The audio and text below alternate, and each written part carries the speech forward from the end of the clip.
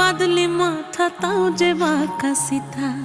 মেদিনীপুরে রায়না চিরন বাঁকুড়ার ওই ফিতা আর যতন করে বাঁধলি মাথা তাও যে বাঁকা সিথা পেছ পাড়িয়া রাজকুমার